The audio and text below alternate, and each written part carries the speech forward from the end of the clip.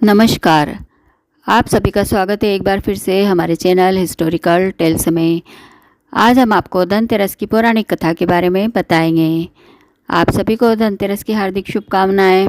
शाम के समय धनतेरस की पूजा की जाती है। ऐसा माना जाता है धनतेरस के दिन भगवान धन्वंतरी भी समुद्र मंथन के समय अमृत कलश लेकर प्रकट हुए थे, इसलिए धनतेरस के दिन बर्तन खरीदने की भी परंपरा है।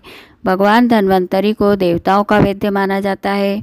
उनकी पूजा करने से आरोग्य, सुख, समृद्धि की प्राप्ति होती है। धन्वंतरी भगवान को विष्णु भगवान का अंशावतार भी माना जाता है। आइए सुनते हैं धनतेरस की कथा।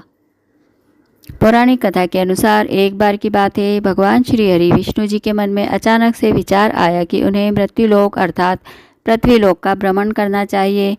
तब उन्होंने अपने इस विचार के बारे में देवी लक्ष्मी को भी बताया। देवी लक्ष्मी ने कहा कि मैं भी आपके साथ चलूँगी, जिस पर भगवान विष्णु जी ने कहा कि मुझे इसमें कोई आपत्ति नहीं है, लेकिन वहाँ आपको मेरे कहे अनुसार ही चलना होगा। और देवी लक्ष्मी इस बात को मान गई। कुछ समय बाद भगवान विष्णु और देवी लक्ष्मी दोनों ही मृत्युलोक यानी धरतीलोक पर पहुंच गए। कुछ दूर जाने के बाद भगवान श्री हरि ने माता लक्ष्मी जी से कहा कि देवी, आप कुछ समय के लिए यहीं पर रुककर मेरी प्रतीक्षा करें और जब तक मैं लौट कर नहीं आऊँ तब तक आप कहीं मत जाइएगा। उस समय देवी लक्ष्मी ने भगवान विष्णु जी की बातें मान ली, लेकिन थोड़ी ही समय बाद वे जिस दिशा में भगवान विष्णु गए थे उसी दिशा की तरफ चल पड़ी। अभी जब माता लक्ष्मी उस दिशा की तरफ जा ही रही थी, तभी रास्ते में उन्हें पीले पीले सरसों के लहलहाते खेत दिखाई दिए। इन खूबसूरत फूलों को देखकर देवी लक्ष्मी बहुत प्रसन्न हो गई और उन्होंने सरसों के फूल तोड़ तोड़ कर अपने बालों में लगा लिए और खूब श्रृंगार किया। और फिर जब वे और आगे बढ़ी तो उन्हें गन्ने के खेत मिले। तब देवी लक्ष्मी ने उस गन्ने के खेत से गन्ना तोड़कर खा लिया। तभी वहाँ भगवान विष्णु जी आ गए। उन्होंने देखा, देवी लक्ष्मी से कहा कि ये आपने क्या किया, मेरी आज्ञा का पालन नहीं किया और किसान के खेत से चुपके से गन्ना खा लिया। इस तरह चोरी करके तुमने मुझे बहुत दुख पहुंचाया है। उन्होंने देवी लक्ष्मी से कहा कि मैं तुम्हें श्राप देता हूं और तुम्हें इस किसान के घर पर 12 वर्ष तक रहकर उसके परिवार की सेवा करनी होगी। इतना कहकर भगवान विष्णु क्षीर सागर को चले गए। फिर माता लक्ष्मी जी 12 वर्षों तक उस किसान के घर पर रुककर उनकी सेवा करती रही। देवी लक्ष्मी एक गरीब महिला का रूप धरकर उस किसान के घर पर गई। किसान ने उन्हें अपनी बेटी की तरह अपने घर पर रखा। इस प्रकार देवी लक्ष्मी के उस किसान के घर पर रुकने से किसान का घर धन धान्य से भर गया। इस तरह 12 वर्ष पूर्ण हो गए। फिर जब 12 वर्ष बाद भगवान विष्णु जी माता लक्ष्मी जी को लेने के लिए आए, तब किसान ने देवी लक्ष्मी को भेजने से मना कर दिया। तब भगवान श्री हरि विष्णु जी ने किसान को समझाया कि माता लक्ष्मी जी कहीं भी एक जगह नहीं रुक सकती, वे तो चंचला है। परंतु फिर भी किसान कुछ भी सुनने को राजी नहीं था।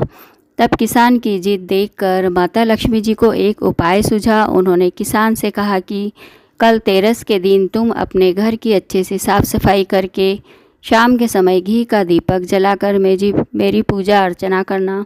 तांबे के एक कलश में सिक्के भरकर मेरे लिए रखना और मैं फिर उसी कलश में वास करूँगी।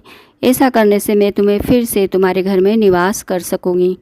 तब किसान ने ठीक वैसा ही किया जैसा देवी लक्ष्मी ने बताया था और इस प्रकार किसान के घर में धन धान्य दोबारा लौट आया।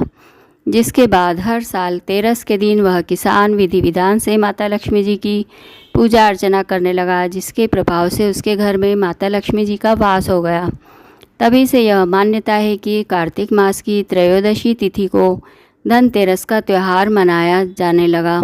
धनतेरस की दूसरी पौराणिक कथा के अनुसार किसी समय में एक राजा थे जिनका नाम हेय था।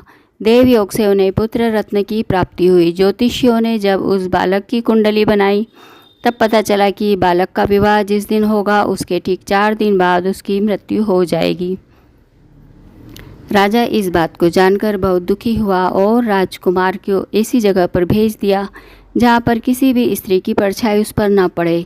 देवयोग से एक दिन एक राजकुमारी उधर से गुजरी और दोनों ने एक दूसरे को देखा और देखकर एक दूसरे पर मोहित हो गए। तब दोनों ने गंधर्व विवाह कर लिया। विवाह के पश्चात विधि का विधान सामने आया और विवाह के ठीक 4 दिन बाद यमदूत उस राजकुमार के प्राण लेने के लिए वहां पहुंच गए। तब यमदूत राजकुमार के प्राण लेकर जा रहे थे। उसी वक्त उस नवविवाहिता उसकी पत्नी का विलाप सुनकर उनका हृदय भी द्रवित हो उठा, परंतु उन्हें अपना कार्य पूर्ण करना था। यमराज को जब यमदूतों ने सारी बातें बताई, तब उनमें से एक ने यम देवता से कहा, उनसे विनती की कि हे यमराज, क्या कोई ऐसा उपाय नहीं है जिससे मनुष्य अकाल मृत्यु से बच जाए। दूत की इस प्रकार के अनुरोध करने से यम देवता ने कहा कि हे दूत, अकाल मृत्यु तो कर्म की गति है, इससे मुक्ति का ऐसा आसान उपाय नहीं मिलेगा जो मैं आपको बताता हूँ, सो सुनो। कार्तिक मास के कृष्ण पक्ष की त्रयोदशी तिथि को रात के समय जो भी प्राणी मेरे नाम से पूजा करके दीप प्रज्वलित करके दक्षिण दिशा की ओर रखता है, उसे अकाल मृत्यु का भय नहीं रहता। और यही कारण है कि धनतेरस की रात को लोग घर के बाहर दक्षिण दिशा की तरफ दीपक जलाकर रखते हैं, जिसे यम दीपक कहा जाता है। मान्यता है इस दिन यम देवता की पूजा करने से जो दीपक जलाया जाता है उसे यम दिया कहा जाता है।